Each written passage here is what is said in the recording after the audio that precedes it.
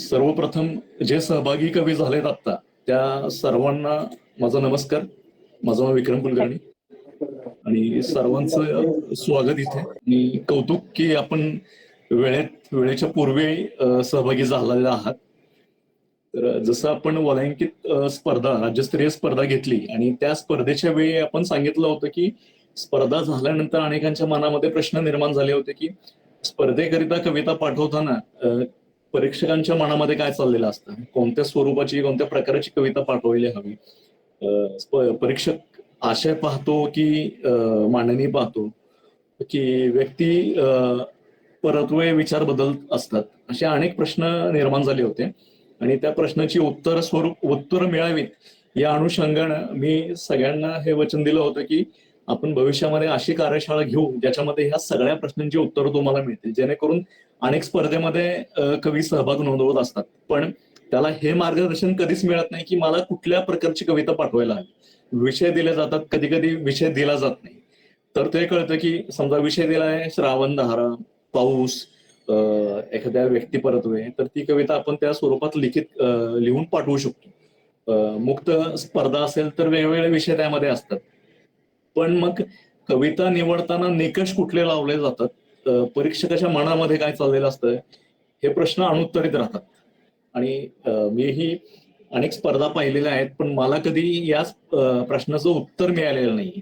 त्यामुळे हे सामान्य प्रश्नांची उत्तरं आधी दिली गेली पाहिजेत, हे माझ्या मनामध्ये आलं. याबद्दल मी सुवर्णताईंशी भरपूर वेळा चर्चा सुद्धा केली की अशा स्वरूपामधली कार्यशाळा आपण घेणं गरजेचं आहे. आणि त्याच्यानंतरच मी आपल्या सर्वांकडून ते प्रश्न मागवले की तुमच्या मनामध्ये कुठले प्रश्न आहेत, तुम्हाला काय विचारायचं आहे, तुम्हाला परीक्षकाकडून किंवा वलयांकितकडून काय अपेक्षित आहे.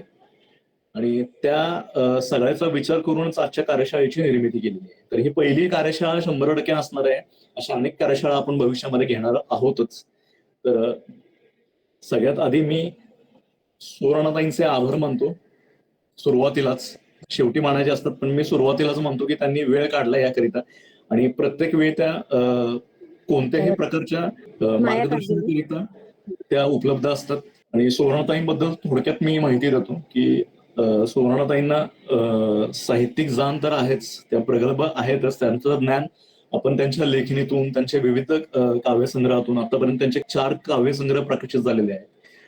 त्याच व्यतिरिक्त म्युझिक अल्बम ही प्रकाशित झालेले आहेत. अनेक स्पर्धेमध्ये त्यांनी परीक्षक म्हणूनही काम पाहिलेलं आहे. यापूर्वी कविता तुझ्या आणि माझ्याच्या माध्यमातून त्यांनी गझलसूत्रची कार्यशाळा घेतली आहे, जी सलग 15 दिवस चालली होती आणि सगळ्यात महत्वाचं म्हणजे ती मोफत कार्यशाळा होती.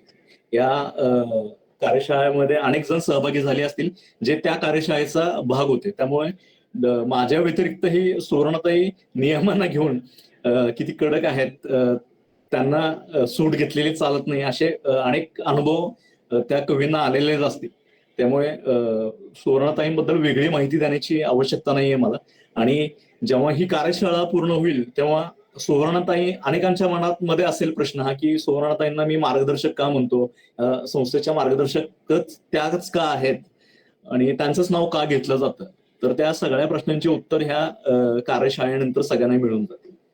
तर मी सुवर्णताईंना विनंती करतो की त्यांनी ह्या कार्यशाळेची सुरुवात करावी. नमस्कार सर्वांना. आज कविता तुझ्या आणि माझ्या आणि वलयांकित प्रकाशन आयोजित पहिल्या कार्यशाळेमध्ये आपण उपस्थित झालो आहोत सगळेजण.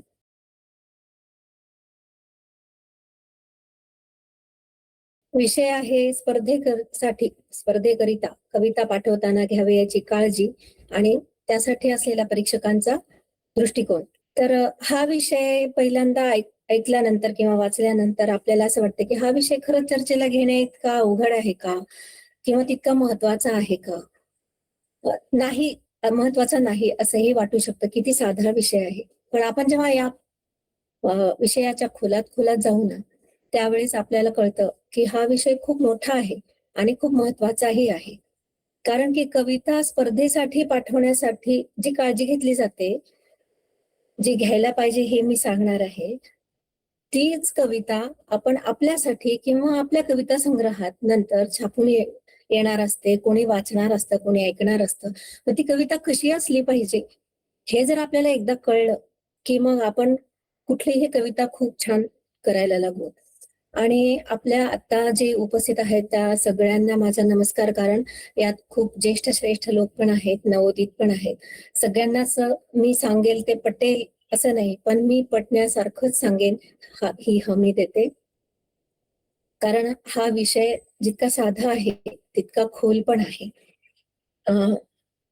कविता पाठवताना घ्यावी याची काळजी यामध्ये जर आपण पाहिलं, पहिल्यांदा मी आभार मानते विक्रम सरांचे आणि या व्यासपीठाचे, वलयांकित प्रकाशन आणि कविता तुझ्या आणि माझ्या या व्यासपीठाचे आभार, आणि मला ही संधी दिल्याबद्दल विक्रम सरांचे पण आभार. आता आपण विषयाकडे वळू की स्पर्धेत पाठविताना कविता कशी असली पाहिजे.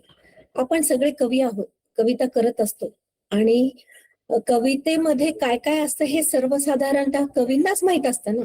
कवी कविता करतो म्हणजे त्याला हे सगळं माहित असतं. पण काळजी घेताना काय करायचंय, स्पर्धेसाठी पाठवताना काय करायचंय, की कविता पहिल्यांदा कवितेच्या आकृतिबंधात आहे की नाही हे पाहायचं. आकृतिबंध म्हणजे कसं, की साधारणतः ती कविता वाटली पाहिजे, ओळी तशा कवितेच्या दिसल्या पाहिजे, आणि कविता कवितेसारखी दिसली पाहिजे पहिल्यांदा दिसतानाच. कारण परीक्षक ती आधी पाहतात. पाहतात म्हणजे दोन दृष्टीने पाहतात. ते पहिल्यांदा डोळ्यांनी पाहतात, नंतर अंतःचक्षुने पाहतात. त्यामुळे काय होतं की त्या दोन्ही दृष्टीने त्यांना ती कविता भावली पाहिजे, हे आपण पहिल्यांदा लक्षात घेतलं पाहिजे. आणि माझ्या मते हे आहे की स्पर्धेचे नियम पाळावे लागतात ना. कविता आपल्याकडे आता रचायची आहे असंही कधी असू शकतं, कधी आधी रचलेली कविता असू शकते त्या विषयावरची. मग त्याच कवितेला आपण कधी सुधारणा करतो आणि मग त्या स्पर्धेत पाठवतो. पण सुधारणा करताना ते त्या विषयाशी सुसंगत आहे की नाही हे खूप महत्वाचं आहे, हे पाहणं खूप महत्वाचं आहे. आणि जर नव्याने कविता करत असाल, आता खूप उपक्रम असे असतात किंवा खूप स्पर्धा अशा असतात की नवीनच विषय दिलेला असो, नव्यानेच करावी लागते. मग ती करताना काय होतं की कविता कर म्हटलं की करायची, ही मुळात ही गोष्ट खरं तर कवितेला साहित्याला मान्यच नाही, की कविता कर म्हटल्यानंतर करायची, ती आपोआप सुचली पाहिजे. म्हणून स्पर्धेचा कालावधी किती आहे तो बघून त्या विषयावर जर आपण चिंतन करत राहिलो तर त्या कवितेच्या विषयाशी सुसंगत असं आपल्याला काही काही सुचत जातं. आणि ते सुचत गेलं की मग आपण ते शब्दामध्ये मांडतो. तर शब्दांना खूप महत्व आहे. कविता म्हटलं की शब्दच पहिल्यांदा, नंतर भाव, नंतर आशय, नंतर सगळं. पण जर आपण शब्दात मांडत असू तर त्यावेळी पाहायचं असतं की ओळींची मर्यादा किती दिली आहे. कधी कधी ओळींची मर्यादा दिलेलीही नसते, पण कधी कधी ती खूप काटेकोर पाळावी लागते. 16 ते 24 किंवा 20 ओळींचीच कविता पाठवा, हे असं त्या स्पर्धेसाठी अट घातलेली असते. आणि त्या ओळींमध्ये बसवण्यासाठी आपल्याला तो भाव, आता एखादा मोठा विषय असला आणि तो जर अगदी कमी ओळीमध्ये बसवायचा असला तर आपली तारांबळ उडणारच ना. मग त्यासाठी चपखल शब्द योजना करून आणि खूप परिणामकारक शब्दांची योजना करून आपण ती कविता पूर्णत्वाला नेऊ शकतो. ओळीतील अक्षरांची मर्यादा पण सांगितली जाते. कधी कधी अष्टाक्षरी कविता करा, षडाक्षरी कविता करा, पंचाक्षरी कविता करा किंवा या वृत्तातली करा, असं स्पर्धेतलं काय आवाहन असतं ते आपल्याला आधी पाहायला पाहिजे. मग वृत्तबद्ध असेल तर आपण वृत्तबद्धाचं ज्ञान घेतलं पाहिजे. अष्टाक्षरी असेल तर आपण 8 अक्षरांमध्ये ती कविता बसवताना कशी कशी बसवायची हे पाहिलं पाहिजे. आणि विशिष्ट विषय जो दिलेला असतो त्या विषयाशी सुसंगत आपल्याला शब्द जुळतात. पण ते कधी अमुक वेळेतच घ्या म्हटलं, अमुक वेळेतच द्या की आज विषय दिलाय आणि आजच कविता पाहिजे संध्याकाळपर्यंत. अशा वेळी काय होतं की पटापट ते शब्द सुचत नाहीत, आपल्याला चिंतन आपलं कमी पडतं आणि मग स्पर्धेत कविता निवडली जात नाही. मग अशा वेळी काय करायचं की जर आपल्याकडे अशा विषयाचं आधी काही लिहून ठेवलेलं असेल तर त्याच्यावर काम करायचं आणि मग ती कविता आपली परिपूर्ण करायचा प्रयत्न करायचा. कारण कविता प्रभावी असणं खूप गरजेचं असतं. प्रभावी म्हणजे काय, प्रभाव पाडणारी, परिणामकारक असणारी, ज्यामध्ये पहिल्यांदा वाचल्याबरोबर जे शब्द आवडतील, जो भाव वाचणाऱ्याला आवडेल अशी कविता असावी.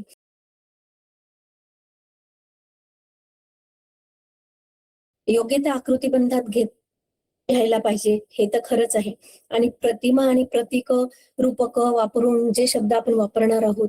आता प्रतिमा म्हणजे काय, आता प्रतिमा म्हटलं की कविता, आणि कविता म्हटलं की प्रतिमा हे आलंच आहे. कारण आपण एखादी गोष्ट सुचवतो, एखादी कविता सुचते, त्यातून आपण एखादा भाव सुचवत असतो, म्हणजे विषय वेगळा घेतो, प्रतिमा वेगळी घेतो, त्यातून काहीतरी आपल्याला सूचकपणे सुचवायचं असतं. मग ह्या प्रतिमा खूप प्रभावी असाव्यात, किंवा कोणी खूप वापरून, किंवा कोणाच्या वापरलेल्या गुळगुळीत झालेल्या किंवा नेहमी वापरात येणाऱ्या प्रतिमा असतील तर आपली कविता प्रभाव पाडणार नाही. आणि विषयाशी सुसंगत असलेली कविता जरी असली आणि प्रभाव पाडणारी नसली तर आपली कविता बाद होऊ शकते. आणि काव्यातील इतर लक्षणं पण त्यात पाहिजेत ना. आता नुसत्या प्रतिमाच पाहिजे असं नाही. प्रतिमा म्हटलं की मला सुधीर रसाळ आठवतात. सुधीर रसाळांची कविता आणि प्रतिमा हे एक पुस्तक खूप सुंदर आहे आणि वाचनीय आहे बरं का. तुम्हाला मी आता सांगून ठेवते की कविता आणि प्रतिमा जरूर वाचा. सुधीर रसाळांचं पुस्तक आहे. त्यामध्ये प्रतिमा या विषयावर त्यांनी खूप काही लिहिलेलं आहे. म्हणजे आपल्याला कविता करायची म्हटलं की प्रतिमा सृष्टी पाहिजेच आहे, कल्पनारम्यता पाहिजेच आहे, आणि त्या सगळ्या वापरून आपण जी कविता तयार करतो ती प्रभावी असावी असं आपल्याला वाटतं. त्यामुळे प्रतिमा खूप महत्वाच्या आहेत. आणि प्रतिमाबद्दल सुधीर रसाळ काय म्हणतात, आधी कविता म्हणजे काय हे तर आपल्याला माहितच आहे की कविता म्हणजे शब्दांच्या कलापूर्ण मांडणीच्या आधारे व्यक्त होणारा भाव. आणि सुधीर रसाळ काय म्हणतात की शब्दांनी घडविलेल्या प्रतिमांची सेंद्रिय रचना म्हणजे कविता. सुधीर रसाळ अशी आपल्याला हे सांगतात, त्याची व्याख्या सांगतात की प्रतिमा शब्दांच्या आधारे प्रतिमा घडवून जी रचना तयार केली जाते ती कविता असते. व प्रतिमांच्या आधारे म्हणजे कशाच्या आधारे, आता आपण म्हणतो मेघ दाटून आले म्हटलं की कसं असतं, आपल्याला मनात खूप भाव दाटून आलेत किंवा आपल्याला काहीतरी उदास वाटतंय असं त्याचा अर्थ निघतो. आपण जर मेघ दाटून आले ही प्रतिमा त्यासाठी वापरत असू तर तो भाव नंतरच्या ओळीमध्ये पण आला पाहिजे, मेघांच्या नंतरची जी आपण प्रतिमा घेऊ त्यातही आला पाहिजे. असं प्रतिमांच्या वापरासाठी जे आपण प्रयत्न करतो ते प्रतिमा आपल्याला सुचल्या पाहिजे. त्या निसर्गात मिळतात, दगडात मिळतात, मातीत मिळतात, कुठे नदीवर गेलो तिथे मिळतात, सागराच्या तिथे मिळतात, किंवा खूप चांगलं लिहिणाऱ्या लेखकांच्या लेखनामध्ये मिळतात. आणि आपल्याला पण असं मनातून असं कधी कधी वाटून जातं. आता आपण आताच कर्ण हा विषय घेतला, त्याला असं आभाळ दाटून आलं की फार अस्वस्थ वाटायचं, आणि सूर्य निघाला की खूप चांगलं टवटवीत वाटायचं. मग ही जी भावनांची उलटापालट आहे त्यामध्ये आपल्याला सुचून जातं की भावना जेव्हा मधून दाटून येतात आपोआप शब्दांची मालिका सुरू होते आणि कविता आपण करायला घेतो किंवा लिहायला घेतो. आता मी काही नवीन कविता करणाऱ्यांना हे काही सांगत नाहीये, इथे सगळे कवीच आहेत, त्यामुळे हे सगळं सगळ्या कवींना माहित असतं. परंतु शब्दांचे जे शब्दाला महत्व असतं की नाही, आपण जो म्हणतो की कविता करताना शब्दांना महत्वाचा, शब्द साठा महत्वाचा असतो. शब्द साठा आपल्याकडे खूप असला पाहिजे. मग हा कुठून येतो तर वाचनातून येतो. वाचन कसं हवं, सगळं वाचन आपलं चांगलं दर्जेदार हवं. आता आपल्याला काही मिळेल ते वाचायची सुद्धा आता आमच्या पिढीला सवय होती, आता पुढच्या पिढीला तर त्यासाठी वेळ सुद्धा नाहीये. मिळेल ते वाचलं तरी ज्ञान मिळतच, पण मग भाषा समृद्धी किंवा भावगर्भता आपल्या मनात उत्पन्न होण्यासाठी त्यामुळे उपयुक्त ठरत नाही. म्हणून दर्जेदार पुस्तकं आपण कोणाच्या सल्ल्याने वाचू शकतो किंवा ज्येष्ठांच्या मदतीने हा संचय करू शकतो आणि वाचन वाढवू शकतो. वाचन वाढवण्यानेच शब्द समृद्धी येते आणि शब्द असल्याशिवाय कविता होत नाही. शब्द आणि कवितांचा खूप खूप घट्ट संबंध आहे आणि त्यामुळे कविता आपल्या मनात सुचते, तिला कविताच म्हणू आपण, पण ती जेव्हा शब्दांच्या रूपाने आपल्या समोर येते, तिला आपण वाचतो स्वतः, तेव्हा ती आपल्याला कविता म्हणून भेटते. आणि त्या भेटल्यानंतरही तिला आपण खूप चांगलं संस्कारित करू, तेव्हा ती बाहेर कुणाला तरी दाखवण्यासाठी योग्य होते आणि तेव्हा ती कविता म्हणून मानली जाते.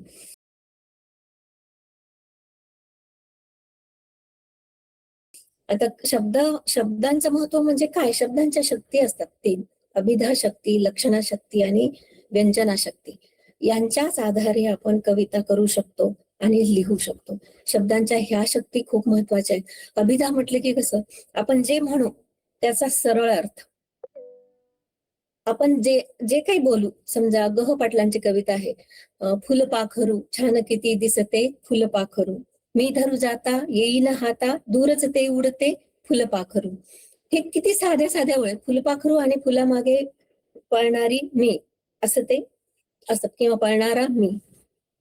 मग सरळ सरळ अर्थ आहे ना, फुलपाखरू धावतंय, पुढे पुढे उडतंय आणि त्याला मी पकडायला जाते. हे दृश्य आपल्या मनात जेव्हा पहिल्यांदा येतं, ती शब्दांची अभिधा शक्ती झाली.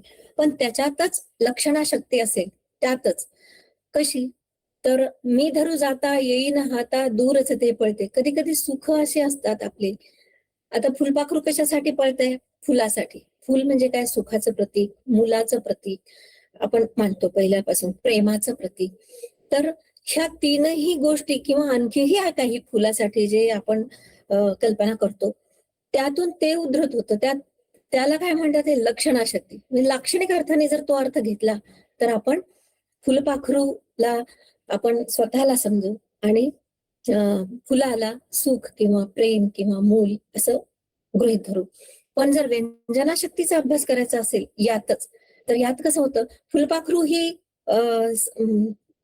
फुलपाखरू उडतंय, मी आहे ते फुलपाखरू, हे तर कधीच खरं नाही. मी फुलपाखरू असू शकत नाही आणि मी फुलांच्या मागे उडू शकत नाही. म्हणजे हे जे काही कसं काय शक्य आहे असा जेव्हा प्रश्न येतो, ती लक्षणा शक्ती असते. आणि व्यंजना शक्तीसाठी हे उदाहरण उपयोगी नाही. व्यंजना शक्तीसाठी आपल्याला आणखीन काही खोलात जावं लागतं. व्यंजना शक्ती म्हणजे काय असते? वक्रतेने, म्हणजे खूप सूचकतेने ते सांगत असते. शब्दांची ती शक्ती आहे. शब्द जेव्हा आपण वापरतो तेव्हा सरळ सरळ अर्थाने वापरलेलं तेव्हाच कळतं, लाक्षणिक अर्थाने वापरलेलं. आता घरावरून उंट गेला किंवा अशा गोष्टी असतात ना, की चरणासाठी मी तुमच्या चरणावर मी माझं अर्पितो, असं काहीतरी आहे ना. वाट पाहतो चातक मी. आता मी चातक आहे का? हे कसं काय शक्य आहे? मी वाट पाहतो तर मी चातक आहे का? किंवा तव चरणांचा सेवक मी. मग चरणांचा मी सेवक आहे का? चरणांचा सेवक कुणी असू शकतं का? तर चरणांचा सेवक मी म्हटलं की तो लाक्षणिक अर्थ झाला, की तो ते चरण म्हणजे त्या ज्या चरणाशी मला नतमस्तक व्हायचे, त्यांचा भाव, त्यांची शक्ती, त्यांचा परमार्थ किंवा त्यांचं जे काही आहे साहित्यिक शक्ती किंवा कुठलीही शक्ती, त्यांची जी मोठी शक्ती आहे, जी प्रचंड आहे, त्या शक्तीला मी नतमस्तक आहे, असं तव चरणांचा सेवक मी. त्या भावासाठी आहे, म्हणजे हा लाक्षणिक अर्थ झाला. पण व्यंजना शक्तीमध्ये कसं असतं, की सूचकतेने एक सांगितलं जातं वेगळंच आणि त्यातून सूचकतेने अर्थ पटवला जातो तो वेगळाच. मग समजा एखादी कविता आहे की हे मकार पर दुःख कळेन तू ते, हे मकार पर दुःख कळेन तू ते, तू जाळीतोस दहनी शतवार माते. माते म्हणजे मला. हे मकार म्हणजे सोनार. हे मकार, हे सोनारा, हे मकार परदुःख कळेन तू ते, तुला परदुःख काही कळत नाही रे. आणि तू जाळीतोस दहनी शतवार माते, म्हणजे मला तू शतवार जाळतोस. पण बघ, दीप्तानली मम तनू गुणवृद्धिशाली, माझी तनू तर खूप गुणवृद्धी झाली माझ्या तनूची, म्हणजे माझी. आणि ही तन्मुखी बघ विखुरली मात्र धुली. तर तुझ्या तोंडात काय, तर धूळच गेली, म्हणजे तो धूर आणि ती राख, तिचीच धूळ गेली तुझ्या तोंडी.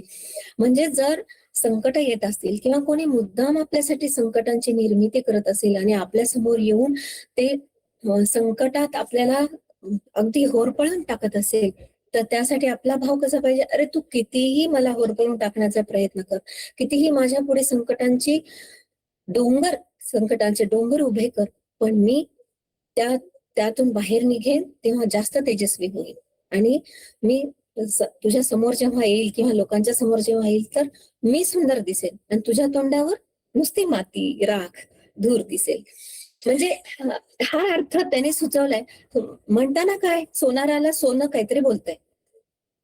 हा पहिल्यांदा त्याचा दिसणारं रूप आहे, पण त्यातून जो अर्थ निघतो तो किती मोठा आहे पहा. ह्या मोठ्या अर्थासाठी आपल्याला व्यंजना शक्तीची मदत होते. खरं तर हे उदाहरण अन्योक्तीचं आहे.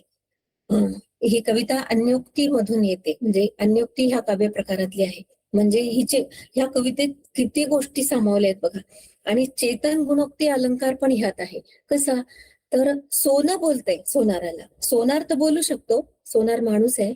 पण सोनं बोलतंय सोनाराला की हे हे मकार पर दुःख कळेन तू ते, तू जाळीतो सदहनी शतवार माते, दीप्तानेली ममतनु गुणवृद्धिशाली, ही त्वन्मुखी बघ विखुरली मात्र धुली. सोनं सांगतंय असं. मग सोनं बोलत असतं का? पण त्याच्यामध्ये चेतन गुणोक्ती अलंकाराचा उपयोग करून त्याला बोलतं करून काहीतरी त्या कवीला सुचवायचं आहे. मग हे सुचवणं जे असतं ते व्यंजना शक्तीतून येतं, शब्दांचे व्यंजना शक्तीतून येतं. मग ह्या सुचवण्यामधून आणि हे चेतन गुणोक्ती अलंकाराचं पण उदाहरण आहे बरं का ही कविता. तर कवीचा किती महानपणा आहे, हा महानता आहे त्या कवितेची, किती ह्याच्यामध्ये उदाहरणांमध्ये गणती होते. चेतन गुणोक्ती अलंकाराला त्यातच आपण आता अन्योक्ती बघितलं, अन्योक्तीचं ते उदाहरण आहे आणि शिवाय व्यंजना शक्तीचं पण ते उदाहरण आहे. मग अशा व्यंजना शक्तीच्या वापरासाठी आपल्याला काय करावं लागतं की एक उदाहरण घ्यावं लागतं. त्याच्या अर्थाला तर बाधा येत नसते, पण त्यातून आपल्याला काहीतरी सुचवता येतं. मग अशा सुचवणाऱ्या ज्या कविता असतात त्या जास्त प्रभावी असतात. म्हणजे प्रभाव पाडण्यासाठी जे पाहिजे आहे ते व्यंजना शक्तीतून मिळतं शब्दांच्या. शब्दांची अभिधा शक्ती पण खूप सामर्थ्यवान आहे, की सरळ सरळ साध्या भाषेतून काहीतरी आपण सांगतोय, सरळच वाचलं की कळून जातं. हे पण खूप म्हणजे अवघड असतं. म्हणजे साधं सोपं जे आपल्याला वाटतं ते मूलतः जास्त अवघड असतं कवितेमध्ये. आणि लाक्षणिक अर्थाने तर आपण एरवी काहीतरी बोलत असतो तसं कवितेमध्ये लाक्षणिक अर्थाने घेतो किंवा एखाद्या म्हणजे उदाहरणातून आपल्याला काहीतरी सांगायचं असतं ते लगेच कळतं लक्षणाने. पण व्यंजना शक्तीमधून मात्र वक्रोक्तीने कळतं किंवा खूप खोल जाऊन कळतं किंवा सूचकतेने कळतं. अशा कळण्याला आणि अशा वाचनात अशा जर कविता आल्या तर परीक्षकाला प्रश्न पडतो की ही कविता घेऊ की ही कविता घेऊ. कारण जर तुम्ही म्हणजे आपण असं जर करत राहू की व्यंजना शक्तीचा जास्त वापर करून जर आपण सूचकतेने काहीतरी सुचवू तर ते विचार करायला भाग पाडतं आणि ते कवितेमध्ये खूप प्रभावी पण ठरतं. आणि त्याला व्यंग्यार्थ म्हणतात. म्हणजे लक्षणा शक्तीमध्ये लक्षणार्थ म्हणतात, आणि वाच्यार्थ म्हणतात आपल्या साध्या अभिधा शक्तीला. आणि जी व्यंजना शक्ती आहे तिला व्यंग्यार्थ म्हणतात. म्हणजे त्यातून निघणारा जो अर्थ असतो तो व्यंग्यार्थ असतो. आणि अशा व्यंग्यार्थ असणाऱ्या कवितांमधून आपण काहीतरी सांगू शकतो. हे झालं मी कवितेबद्दल बोलते कशी असावी. मग कशी असावी तर आपल्याला माहित आहे की शब्दांनीच आपण प्रभाव पाडू शकतो. त्या शब्दांनी ती युक्त असावी, तिच्या आकृतिबंधात असावी.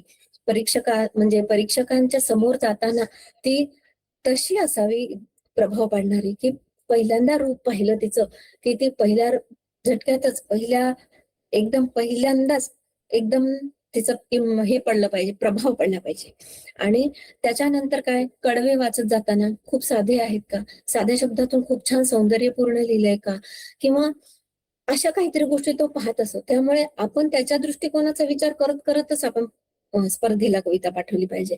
हा विषय स्पर्धेला कविता पाठवण्याचा असला तरी आपल्यातलं कवित्व सुधारण्याचा सुद्धा आहे. कारण आपण कवी आहोत हे आपल्याला माहित आहे. आपण कविता करतो हे माहिती आहे. पण कविता आपण आपल्यासाठी करतो का कोणासाठी करतो ह्यालाही महत्व आहे ना. आपण स्वांत सुखाय कविता करू तर त्या आपल्या डायरीत राहून जातील.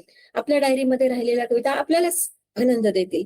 पण दुसऱ्यांना आनंद देण्यासाठी जेव्हा कवितेचा आपण वापर करतो, जेव्हा आपण लोकांसाठी, रसिकांसाठी ती कविता बाहेर आणतो, त्यावेळेस त्या कवितेमध्ये आपल्याला ह्या गोष्टी पाहाव्या लागतात. म्हणजे त्यासाठी सजग राहावं लागतं.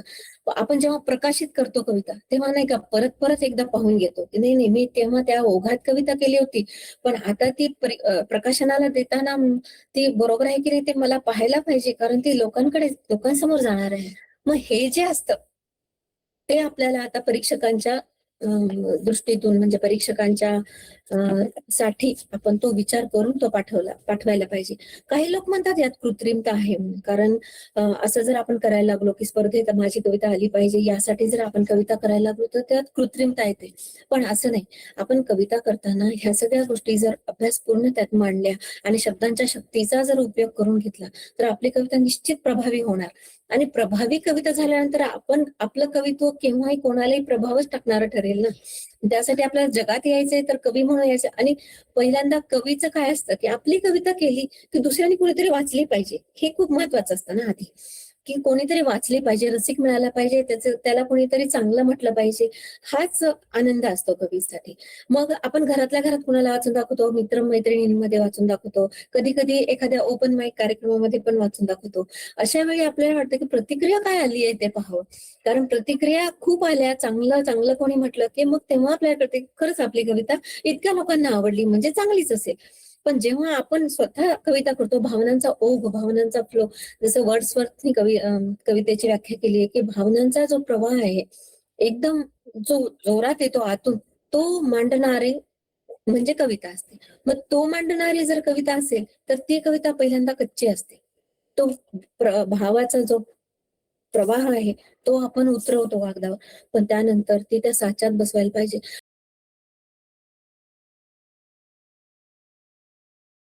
आता नुसती कविता जरी म्हणालो आपण, मुक्त छंद एक आता नव्याने आलेला आहे. नव्याने म्हटलं तरी खूप जुनं आहे ते पण. मुक्त छंदात काय होतं की आपल्याला यमकाची किंवा ओळीतील शब्दांच्या संख्येची, अक्षरांची काही काळजी वाटत नाही, किंवा माझा भाव मी ओततोय ना, ओततेय ना, तर ती बरोबर अशी मी सांगणार आणि सरळ मी सांगितली तर सांगितली. आता त्याच्यामध्ये मला काही दुरुस्ती करायची गरज नाही आणि दुसऱ्यांनी ती माझी मुक्त कविता असल्यामुळे नाकारण्याची गरज नाही. त्यात तुम्ही यमक पाहू शकत नाही. त्यात तुम्ही बाकीची सगळी कवितेची लक्षणं तुम्ही यात नाहीत असं म्हणू शकत नाही, कारण ती मुक्त छंद आहे ना. असं एक त्याला आत्मविश्वास असतो कवीला, मुक्त छंद वापरणाऱ्या कवीला. परंतु त्यात सुद्धा कवितेची एक लय असते आणि शब्दांची लय असते, अर्थांची लय असते. कसं असतं, आपण जर साध्या शब्दामध्ये आणि खूप ओळींमध्ये आपण जर ते व्यक्त करत असू साध्या ओळींमध्ये, तरी सुद्धा त्या त्या भावनेचं म्हणजे जो विषय आपण घेतलाय, तो जो भाव घेतलाय, त्याचं टप्प्याटप्प्याने आपल्याला त्यामध्ये अभिव्यक्ती करावी लागते आणि ते शेवटापर्यंत छानपैकी न्यावं लागतं. शेवटापर्यंत छान नेणं म्हणजे काय असतं, की शेवटी एक कोणी कोणी काय करतं, शेवट खूप मार्मिक करतात आणि खरोखर ती कविता भाव खाऊन जाते. मग आधीचं सगळं श्रोते विसरून जातात किंवा वाचकही विसरून जातो.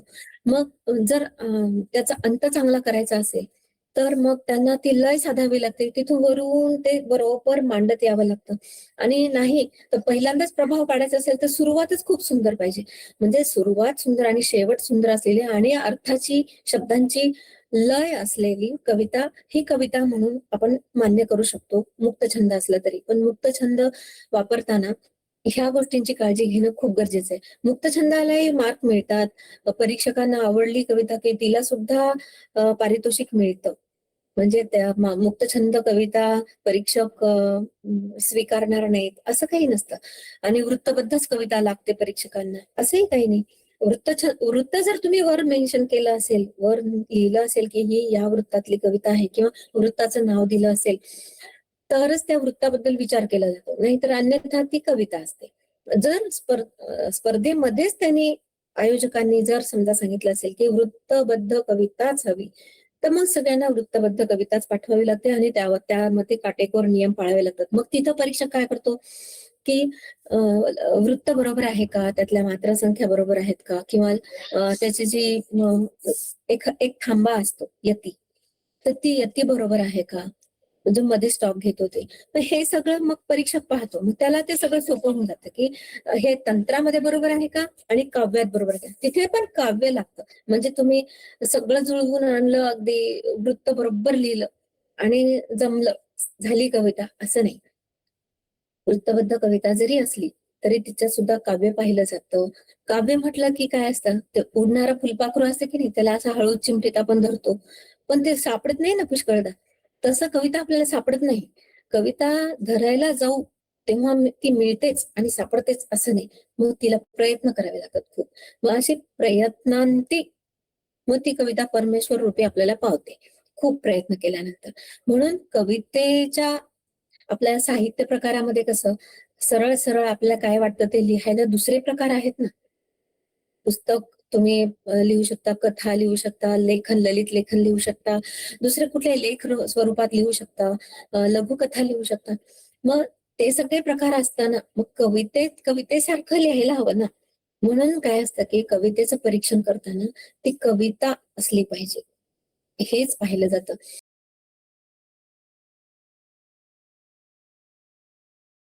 आणि परीक्षकांचा दृष्टिकोन पण असाच असतो की ती पहिल्यांदा ती कविता असली पाहिजे. आणि आपण आताच हे पाहिलं की कविता पाठवताना काय घ्यायची काळजी आणि कविता कशी असली पाहिजे. कविता जशी असली पाहिजे हे मी सांगितलंय की नाही, तसंच परीक्षक पण ते पाहताना ती ती तशी तशी आहे की नाही हेच पाहत असतात. कारण काय, परीक्षकांचा दृष्टिकोन असा वेगळा काही नसतो. परीक्षक स्वतः कवी असतो आणि त्याला कविता म्हणजे काय ते माहित असतं आणि तो वाचल्याबरोबर त्यात काय आहे हे पटकन त्याला कळून जातं की पहिल्यांदा ही कविता काहीतरी संदेश देणारी आहे किंवा एखादा भाव व्यक्त करताना ती खूप लयीत पुढे गेली आहे, तो भाव चांगल्या प्रकारे व्यक्त झालाय हे पाहत असतो परीक्षक. आणि आणि अटी, जे स्पर्धेसाठी अटी दिलेल्या आहेत की नाही, त्या अटी तो आधी पाहतो ना. त्या अटीमध्ये बसली कविता तर सिलेक्टेड कवितामध्ये तो यादीमध्ये घेतो आणि त्या बाकीच्या बाद करून टाकतो. म्हणजे पहिल्यांदा तो काय करतो, स्पर्धेच्या अटी काय ते पाहतो. कारण परीक्षकाला हेच सांगितलेलं असतं की आयोजकांनी की तुम्ही परीक्षक आहात, एवढ्या एवढ्या कविता आल्या आहेत आणि या कवितांचं तुम्हाला परीक्षण करायचं आहे. तर त्यावेळी तो काय त्या प्रभावाखाली असतो की ह्या परीक्षेमध्ये ह्या अटी दिलेल्या आहेत, त्या अटी ही कविता पूर्ण करते का? मग हे पाहून ते काय करतात की पहिल्यांदा अटी पूर्ण करणाऱ्या कविता वेगळ्या काढतात आणि अटी पूर्ण न करणाऱ्या कविता वेगळ्या जातात. आता त्या वेगळ्या काढलेल्या कवितांमध्ये कधी कधी भाव खूप छान व्यक्त केलेला असतो, कधी कधी विषय खूप छान मांडलेला असतो. आता ती अटी पूर्ण करत नाही तरी पण ती कविता असते ना, ते काव्य रूप ते खूप सुंदर असतं. मग अशा वेळी परीक्षकाला खूप संभ्रमात पडायला होतं की ही अटीमुळे बाजूला जातीये. त्यामुळे काय करायचं की पहिल्यांदा करतानाच आपण अटीमध्येच कविता करायची स्पर्धेला पाठवताना. आपल्याला अभिव्यक्ती असेल तर आपली अभिव्यक्ती असली तर एखादा शब्द इकडे तिकडे झाला, एखादं अक्षर इकडे तिकडे झालं, संख्येमध्ये नसलं तरी आपण मुक्तछंद म्हणून ती वा सादर करू शकतो कुठे. पण जर स्पर्धेला पाठवायची तर एवढं सगळं तो परीक्षक बघणारच ना. मग त्या अटींमध्ये आहे की नाही हे बघितल्यानंतर ज्या कविता बाद होतात त्यासाठी त्याला खूप चुटपुट लागून जाते की ही कविता खूप सुंदर होती पण अटीमध्ये बसत नाही, मग मी ह्या स्पर्धेमध्ये तिला घेऊ कसं. ह्या अशा संभ्रमामध्ये परीक्षक म्हणजे काय, त्याचीच परीक्षा असते, परीक्षकाचीच पहिल्यांदा परीक्षा असते. कारण काय, त्याला कविता वाचताना कविता खूप आवडत असतात. सगळ्या कविता कवितेचं वाचन म्हणजे एक आनंदाचा उत्सव असतो. खरं पाहिलं तर इतक्या कविता आपल्या समोर आल्या आहेत, आपण वाचतोय, खरं आनंदाची गोष्ट असते ती. आणि ती आनंदाची गोष्ट करता करता हे अटीमध्ये पण जावं लागतं ना, व्यवहार पण बघावा लागतो ना कवितेसोबत. निव्वळ काव्यमय होऊन काव्याच्या जगात रममाण होता येत नाही. त्यामुळे काय करतं परीक्षकाला त्या सगळ्या गोष्टी पाहाव्या लागतात. म्हणून आपण आधी जर त्या सगळ्या काळज्या घेतल्या तर परीक्षकाला पुन्हा तसे प्रश्न पडणार नाहीत. आणि तो पहिल्यांदा काय बघतो परीक्षक, अटीमध्ये बसणाऱ्या कविता वेगळ्या काढतो आणि त्या कवितांमध्ये मग काय लक्षणं आहेत ते बघतो. प्रासादिकता आहे का? प्रासादिकता म्हणजे काय? प्रसादस्तु प्रसन्नता. म्हणजे प्रसाद मिळाला की जसा आपल्याला आनंद होतो की नाही खाताना, प्रसाद खाताना तो खूप मधुर लागतो, तो खाताना आनंद होत असतो. अशी कविता असली प्रासादिक की प्रसाद मिळाल्यासारखा असा आनंद होतो वाचकाला. तो आनंद ती देते का? मग प्रसादस्तु प्रसन्नता आपल्याला मिळते का हे बघतो. आणि त्यात आशय पूर्णता आहे का, म्हणजे अटी पूर्ण केल्या की झाली कविता असं नाही. त्यात मग आशयाला कसं केलं, कधी कधी विषय दिलेला असतो तर तो विषय पूर्ण त्यात आलाय की नाही, तसा आशय आलाय की नाही ते तो पाहत असतो. कारण शब्दांची नुसती जुळवाजुळव करून जर आशय तुम्ही तिथं मांडत असाल आणि बरोबर त्या आकृतीबंधात आणि त्या दिलेल्या अटीमध्ये बसवत असाल किंवा असं जर तुम्ही करत असाल तर ते मग काव्य उरत नाही ना त्यात. मग काव्य उरत नसलं त्यात ती जी मी म्हणाले ते आता प्रासादिकता नसली तर मग ती कविता कुठे आपल्याला पोहोचत नाही. मग त्यामुळे काय परीक्षक तिला बाद करतो पहिल्यांदा की ही नुसती शब्दांची जुळवाजुळव आहे. मग तो ती कविता दुसऱ्या बाद मध्ये टाकतो. पहिल्यांदा काही अ, त्या अटीमध्ये नाही बसलेल्या आधीच बाद केलेल्या असतात. आणि कवितेतून संदेश काय दिलेला आहे काय हे पण पाहतो. कारण काय कधी कधी जरी शब्दांची जुळवाजुळव असली, जरी त्यामध्ये मी म्हणाल ते चिमटीत पकडण्याचं ते काव्य नसेल, आणि जरी त्यातून प्रासादिकता नसेल तर एखादा संदेश असतो जो खूप महत्वपूर्ण असतो, जीवन मूल्यांचं रक्षण करणारा असतो किंवा जीवन मूल्यांची प्रसारण करणारा असतो, ती कविता समाजासमोर आणणं खूप गरजेचं असतं. अशा वेळी ती कविता समाजासमोर आलीच पाहिजे असं त्या परीक्षकाला वाटतं आणि म्हणून तो काय करतो की अटीमध्ये तर बसली आहे ना, मग प्रासादिकता नसली म्हणून काय झालं, संदेश आहे ना त्यात, मग तो त्या संदेशासाठी तिला निवडतो. म्हणजे एक प्रासादिकतेसाठी निवडली गेली, एक संदेशासाठी निवडली गेली. मग ऑब्जेक्शन म्हणजे ज्यांना असं वाटतं की ते हे बरोबर झालं नाही परीक्षा, त्यांना हे माहित नसतं की ही ह्यासाठी निवडली गेली आहे प्रासादिकतेसाठी आणि ही संदेशासाठी निवडली गेली आहे. तुम्ही जर त्या दोन कवितांची जर पुन्हा तुलना करत बसला तर त्यामधून जे परीक्षकांना भावलंय, जे परीक्षकांनी पाहिलंय ते तुम्हाला दिसेलच असं नाही. कारण काय, म्हणजे स्पर्धक असतात. त्या स्पर्धकांना कसं एक माहित असेल, माझी कविता आली पाहिजे, माझी कवितेला मला पारितोषिक मिळालं पाहिजे असं असतं. पण ज्यांच्या कविता आल्या आहेत, आता काही ठिकाणी कळतच नाही कोणाची कविता आली आणि ती कशी होती. त्यामुळे त्याचा काही प्रश्न नाही. पण काही ठिकाणी असं असतं की त्याच समूहात आपण असतो. ती कविता सगळ्यांसमोर मांडली पण जाते. म्हणजे पारदर्शकता ठेवण्यासाठी की कोणाकोणाच्या कविता त्याच्यामध्ये आल्या आहेत, नंबर आलेत, त्यांचे क्रमांक आलेत. त्या कविता सगळ्यांसमोर मांडल्या जातात. पण मग अशा वेळी काय वाटतं, की ही कविता का बरं नाही आली? ही तर खूप छान होती. हिलाच पहिला नंबर मिळायला पाहिजे होता. पण त्यावेळी तुम्ही एकांगी विचार करत असता आणि परीक्षक सगळ्या अंगाने विचार करत असतो. त्यामुळे ती परीक्षकाच्या दृष्टीने ती क्रमांकवाली कविता असते. म्हणजे तो क्रमांक तो तिला देत असतो. मग परीक्षक खरं म्हणजे कवी असतो, पण त्याला थोडंसं त्या स्पर्धकांच्या पेक्षा थोडं जास्त विचार करून करावं लागतं. त्यामुळे तो जास्त ज्ञानी असतो त्यावेळेस परीक्षकाच्या भूमिकेत असताना. कारण कशामुळे आपण कविता करतो तर एक भाव मांडायचा ना, त्या भावामध्येच आपण परिप्लुप्त होऊन जातो. पण हा जो असतो परीक्षक, तर परीक्षकाला काय असतं की त्याला ते सगळं ज्ञान मिळवून मग परीक्षणासाठी यावं लागतं ना. परीक्षक म्हणजे काय उगाच परीक्षण करायला बसला आणि केलं परीक्षण असं नाही. त्याची काहीतरी पात्रता असते, त्याचं काहीतरी वाचन असायला लागतं, त्याची काहीतरी मी म्हणत नाही की प्रसिद्ध साहित्य पाहिजे त्याचं म्हणून आपण त्याच्यावरून त्याला समजू की हा योग्य आहे परीक्षक, असं काही नाही. त्याचं काय असायला पाहिजे की कविता वाचताना त्याने लक्षपूर्वक वाचली का, त्याला कवितेची दुसऱ्यांच्या कविता वाचण्याची आवड आहे का. कारण काही जण काय असं मी कविता केली, मी माझ्याच कविता मांडत राहणार, दुसऱ्यांची कविता ऐकण्याची गरज नाही. पण असं नसतं, सगळ्यांच्या कविता ऐकण्याची, त्यातून काय भाव मांडलाय त्याची त्याला आवड हवी. मग हे कसं पाहायचं, परीक्षक पहिल्यांदा परीक्षकांची निवड करताना हे सगळं पाहिलं जातं. हे कुठं लिहून ठेवलेलं नसतं किंवा ह्याचं काही सर्टिफिकेट नसतं. पण निरीक्षणाने ते कळतं की ह्या व्यक्तीला परीक्षणासाठी आपण नेमायला काही हरकत नाही. हे त्याचं जे असतं ते त्याची पात्रता असते त्या परीक्षकाची. त्यानुसार तो त्याची पात्रता आणखी वृद्धिंगत करून ते परीक्षण करत असतो. जर जबाबदार परीक्षक असेल तर जबाबदार परीक्षकाचं हेच काम असतं की पहिल्यांदा त्या नियमात बसणाऱ्या कविता वेगळ्या काढणे, नियमात न बसणाऱ्या कविता वेगळ्या काढणे आणि नियमात बसणाऱ्या कवितांमध्ये प्रासादिकता आहे का, आशयपूर्णता आहे का, कवितेतून संदेश काही आहे का आणि साध्या साध्या शब्दातून सौंदर्यपूर्ण असं काही त्यांनी मांडलंय का. शब्द साधे असले, खूप अवजड बोजड शब्द वापरून कविता केली म्हणजे तीच पहिली येईल असं काही नसतं. मी खूप सुंदर शब्द वापरलेत, माझी कविता कशी काय नाही आली असा प्रश्न त्या स्पर्धकाला पडू शकतो. पण तो भागच नाही. कविता म्हणजे कविता असते, तिला बोजड शब्दांची गरज नाही. काही ठिकाणी खूपच अपरिहार्य असलं तर तिथे एखादा बोजड शब्द वापरायला काही हरकत नाही. पण खूप बोजड शब्द वापरून प्रत्येक कडव्यामध्ये ती बोजडता आणणं ते बरोबर नाही. कारण लय सुद्धा बिघडू शकते उच्चारांमुळे. काही शब्द खूप अवघड असतात उच्चार करण्यासाठी, त्या अवघड उच्चारांमधून त्या कवितेची लय बिघडू शकते.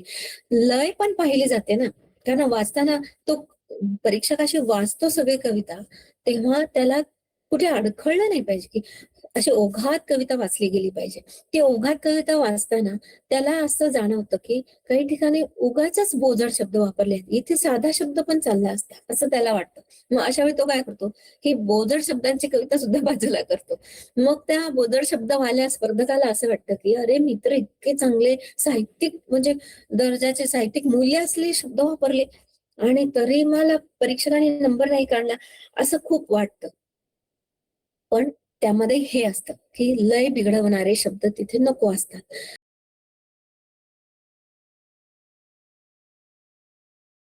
आणि दुसरी गोष्ट म्हणजे यमक. यमकाचं काय असतं माहिती का? यमक जुळवल्याशिवाय कविता होतच नाही. कारण काय, अष्टाक्षरी असो, अष्टाक्षरीमध्ये काही नियम असतात. 4 ओळींची एक चरण आणि त्यापैकी त्यामध्ये दुसऱ्या आणि चौथ्या चरणामध्ये यमक असलं पाहिजे. ही त्याची अटच आहे.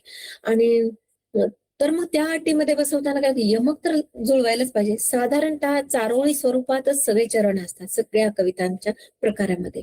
तर मग त्या चारोळीमध्ये दुसऱ्या कवितेत जे यमक येतात ते चौथ्या कवितेमध्ये जुळणारं यमक हवं. तर यमक घेताना काय करतात माहिती का? येतात आणि घेतात असं जर शब्द आले शेवटी तर ते जुळतात खूप छान.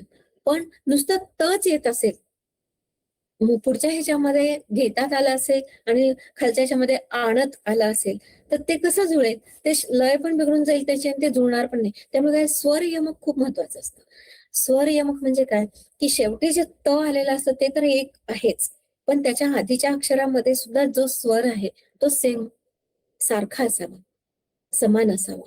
त्यामुळे काय होतं, की तो समान स्वर घेऊन पुढचं जे हे अक्षर आहे, स्थिर अक्षर, तर तसं यमक जुळवलं, घालतात, पाडतात, आणतात असं काही असलं, तर ते खूप छान कानाला चांगलं वाटणं, कर्णमधुर असतं ते.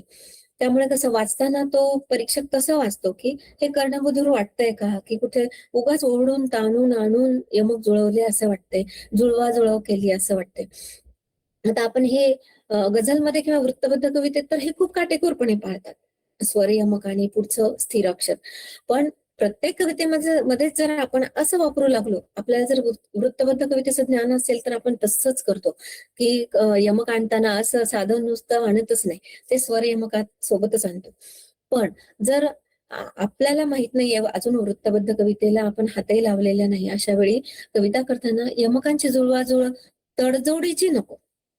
अगदी सार्थ शब्द पाहिजे, अर्थपूर्ण शब्द पाहिजे, अर्थपूर्ण यमक पाहिजे. यमक असलं तरच कविता होते असंही काही नाही. यमक नसलं तरी चालतं. दुसऱ्या आणि चौथ्या ओळीमध्ये यमक घेतलं, की खूप छान वाटते कविता.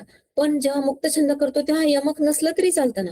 पण जेव्हा त्या शब्दांची जिथं लय येते, अशी जी पायरी, अशी जी लाट येते, ती लाट संपताना जर तसाच शब्द वापरला, वर वापरलाय तसा, तर किती सुंदर त्याला लय मिळते. मग अशा लाटा-लाटांनी ती मुक्तछंदी कविता होत असते. किंवा छंदबद्ध कविता सुद्धा त्यामध्ये तर ह्या अटी आहेतच. यमक म्हणजे स्वर यमक आणि अंत्ययमक आणि स्वर यमक हवंच हवं. म्हणजे स्थिर अक्षर आणि त्या आधीचा स्वर तो हवाच हवा. मग त्या स्वरांनी युक्त जर तुम्ही यमक वापरलं तर ती कविता खूप सुंदर घडू शकते. आणि त्याचा ह्या सगळ्यांचा विचार केल्याशिवाय आपला जो आणि हे सगळे विचार करताना काही जण म्हणतात असं, की हा सगळा जर आपण विचार करत राहिलो, तर आपली मूळ जी कविता आहे ती कुठेतरी हरवून जाते. हे अगदी बरोबर आहे. मला हे पटतं हे, की असं करताना कविता हरवू शकते. पण तिला हरवू न देता आपण यमक सुद्धा नीट वापरून, आपण ओळींची संख्या, अक्षरांची संख्या, दिलेल्या अटी वापरत असू. आता हे सगळं पाळून जर आपण चांगला भाव जर आपण देत असू सगळ्यांना, तर किती चांगलं आहे. ही कला आहे. मग ह्या कलेलाच कवीची कला म्हणतात. मग म्हणून तर तो कवी असतो. नाहीतर सरळ-सरळ बोलून भाव व्यक्त करण्यात आपण सरळ-सरळ साधं घरात बोलताना पण तसं बोलतो ना. आपला भाव व्यक्त होतच असतो की आपला काय भाव आहे तो बोलण्यातून, लिहिण्यातून, साध्या लेखनातून व्यक्त होतच असतो की. पण कवी मध्ये जी कला हवी, ती हे सगळं वापरून हवी. आता आपण जुन्या कविता वाचतो. किती लयबद्ध असतात. त्यांचे आपण यमक पाहूया. यमक किती सुंदर असतात. ह्या कवितांना असे छान-छान यमक दिलेले आहेत. आता ते फुलपाखरू कविता कशी आहे बघा. मी आता एकच तर उदाहरण दिलं, की फुलपाखरू छान किती दिसते फुलपाखरू. पुन्हा फुलपाखरू आणल्यामुळे त्याच्यामध्ये वारंवारता आली. त्या अनुप्रास साधला गेला. खूप सुंदर वाटते ते तसं. मी धरू जाता येईन हाता, दूरच ते उडते फुलपाखरू. म्हणजे उडते, पळते, असं त्याचं जे यमक आहे, ती लय साधली जाते. आता ही जुनी कविता, ग. ह. पाटलांची कविता आहे. पण त्यामध्ये ते आहे म्हणून तर ते श्रेष्ठ आहे. ते आहे म्हणून तर आपण त्यांचा आदर करतो. तसं आहे म्हणून आता रंगरंगुल्या सान सानुल्या गवत फुला रे गवत फुला असा कसा रे मला लागला सांग तुझा रे तुझा लळा. आता गवत फुला आणि तुझा लळा हे काही यमक जुळत नाही. आता आपण जर वृत्तबद्ध कवितेत लिहित असू तर ते यमक जुळत नाही. पण तिथं किती छान लय साधली गेली, किती सुंदर वाटतंय ते. तर ते जर तसं वाटत असलं आणि अपरिहार्य असलं तर परीक्षक सुद्धा ते नाकारणार नाही. असं जर असलं तर सांग तुझा रे तुझा लळा. तर असं जर असेल तर तसं परीक्षक सुद्धा नाकारणार नाही. इतकं सुंदर काव्य त्याच्यातून उमटून येतं आणि येस. तर ह्या ह्या गोष्टींसाठी म्हणजे मी ह्या गोष्टी एवढ्यासाठी सांगितल्या की कविता स्पर्धेसाठी पाठवताना आपल्याला ह्या सगळ्या जर आपण गोष्टी लक्षात ठेवून संवेदनाने युक्त आशयाने भरून अशी जर कविता करू लयबद्ध अशी जर कविता करून पाठवू तर परीक्षक नाकारणारच नाही. उलट सगळे स्पर्धक जर असेच आले तर त्याचीच परीक्षकाचीच परीक्षा होईल की मग मी कोणती पहिल्या नंबरला देऊ आणि दुसऱ्या नंबरला कोणती देऊ. मग त्याला भरपूर पारितोषिक द्यावी लागतील. म्हणून आपण जर व्यवस्थितपणा आपल्यामध्ये ठेवला, कवीमध्ये व्यवस्थितपणाच हवा. कवी म्हणजे काय असतो, नवीन सृजन करणारा असतो, नवीन सृष्टी निर्माण करणारा असतो. चंद्र, तारे, सूर्य, नद्या, समुद्र, दगड, माती, झाडं, वृक्ष, वारा, वेली, पाऊस हे सगळं ज्यातून या सगळ्यातून जो व्यक्त होतो म्हणजे बघा ना सगळं ब्रह्मांडच त्याने व्यापलं की नाही. हे सगळ्या त्याच्या प्रतिमा सृष्टीमध्ये हे सगळ्या गोष्टी येतात.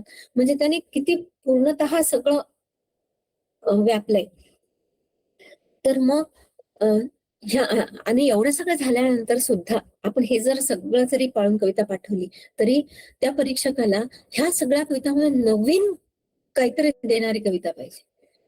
मग त्याला असं वाटतं की नाविन्यपूर्ण काय आहे याच्यामध्ये, की वेगळं काहीतरी काय सांगितलंय ह्याने आणि वेगळं कशी मांडणी काहीतरी वेगळी केली आहे का, हे जर त्याला एकदम पाहिल्या जर त्याला प्रभाव पडला तर ती कविता एकदम पहिल्यांदा येते. कारण सगळ्यांमधून निवडायचं म्हणजे सगळ्यांमधून काहीतरी वेगळं हवं ना.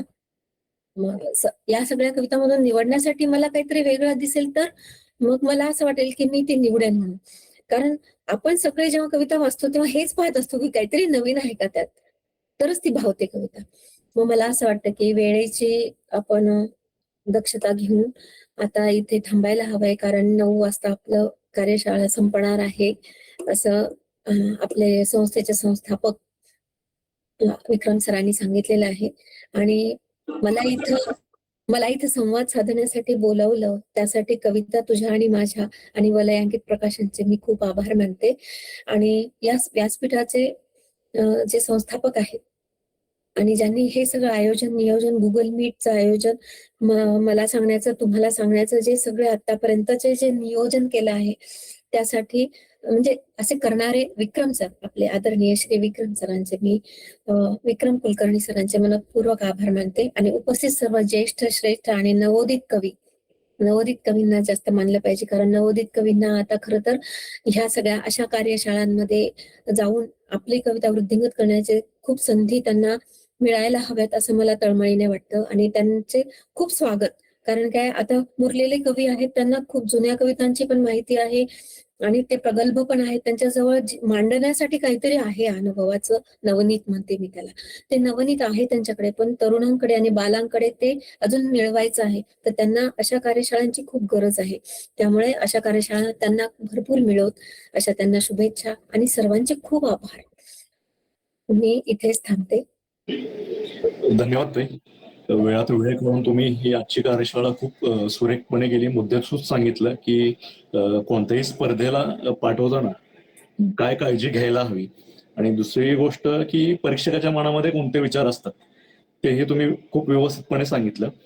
आणखी एक मुद्दा मी अधोरेखित करू इच्छितो इथे की जर तुम्ही एखाद्या स्पर्धेकरिता कविता पाठवत आहात तर त्या स्पर्धेला पाठवताना तिथले परीक्षक काय दर्जाचे आहेत, आयोजक काय दर्जाचे आहेत, स्पर्धा जे घेणारे सगळं समूह आहे, जी संस्था आहे ती काय दर्जाची आहे.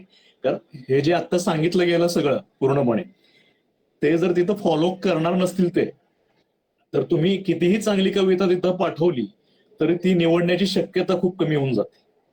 त्यामुळे कोणत्याही स्पर्धेत भाग घेण्यापूर्वी त्या संस्थेचा दर्जा, त्या परीक्षकांचा दर्जा, की ती संस्था किती पारदर्शकपणे तुम्हाला सगळ्या गोष्टी सांगते, हे तपासण्याचं तुमचं काम आहे. जर तिथं जर तुम्ही चुकला आणि स्पर्धेला कविता चांगली पाठवली तुम्ही, तरी ती निवडण्याची शक्यता शून्य होऊन जाते. त्यामुळे ती काळजी घेणं खूप गरजेचं आहे. या व्यतिरिक्त आजची जी कार्यशाळा झाली त्यामध्ये अनेक मुद्दे पूर्णपणे कव्हर झालेत असं मला वाटतं. जे तुम्ही प्रश्न स्वरूपामध्ये गुगल फॉर्म मध्ये पाठवले होते ते पण कव्हर झालेत. त्याच व्यतिरिक्त कविता कशी असायला हवी याबद्दलही सुरेख मार्गदर्शन केलं ताईंनी. त्याच व्यतिरिक्त कवितेमध्ये काय नसायला हवं तेही सांगितलं, की जड शब्द वापरले गेले नाही पाहिजेत. अनेक वेळा काय होतं की कविता यमक साधण्यासाठी अनेक जड शब्द वापरले जातात, तर ते वापरले गेले नाही पाहिजेत. अशा अनेक गोष्टी असतात ज्या ध्यानात घेणं गरजेचं असतं. तर या व्यतिरिक्तही जर तुम्हाला वाटत असेल की काही तुमचे प्रश्न अनुत्तरित राहिले असतील तर तुम्ही मला तुमचे प्रश्न व्हॉट्सअपवरती पाठवा वैयक्तिकपणे.